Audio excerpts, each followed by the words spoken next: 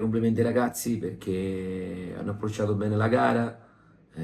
siamo partiti subito forte, l'abbiamo sbloccata,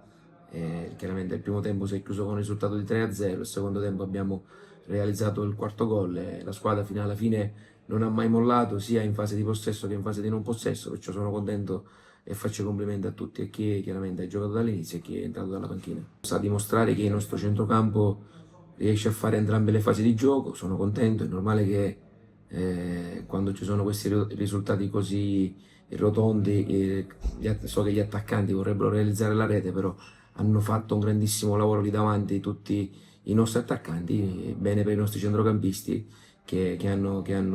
realizzato il gol, però c'è tanto lavoro da parte di tutti e questo è quello che deve essere stimolo per tutti per cercare di alzare l'asticella, di migliorare sempre e di continuare il nostro percorso per come stiamo facendo. Le nostre mezzali fanno tanto lavoro di ripiegamento, di pressing, di riaggressione, però nello stesso tempo riescono ad attaccare l'area avversaria e perciò va bene, è normale che non è facile, però oggi sono stati particolarmente premiati per tutto il lavoro che hanno prodotto i nostri centrocampisti, perché ha fatto gol anche Pividera, perciò va bene così. Ma Santo è un leader di questa squadra come tanti altri calciatori, oggi ha realizzato un gol, chiaramente dalla lunga distanza, sono quei gol che fanno i giocatori che hanno qualità e personalità. E adesso ci godiamo questa vittoria e guardiamo, da martedì inizieremo a preparare un'altra finale, le restanti 5 per noi sono tutte finali, come ho detto già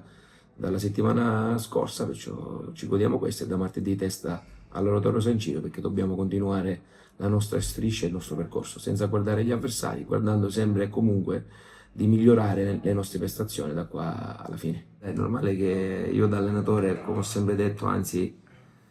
vieto anche ai nostri dirigenti di portare telefonini in panchina perché non voglio farmi distrarre, non dobbiamo distrarci da quello che sono i risultati degli altri cambi. Noi guardiamo il nostro percorso, è normale che ho sentito un po' l'esultanza,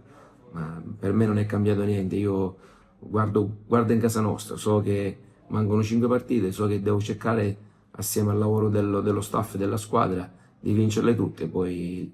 a fine campionato tireremo le somme. È normale che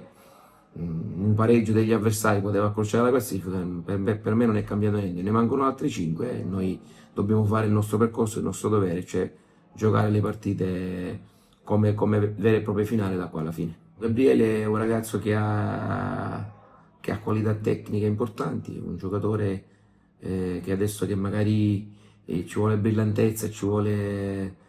quella velocità, lui sta facendo bene, è un ragazzo giovane, è un ragazzo secondo me di prospettiva, le volte che è stato chiamato in causa ha fatto bene, oggi ha disputato una buona gara, sicuramente è un giocatore che da qua alla fine ci può dare sicuramente un contributo importante.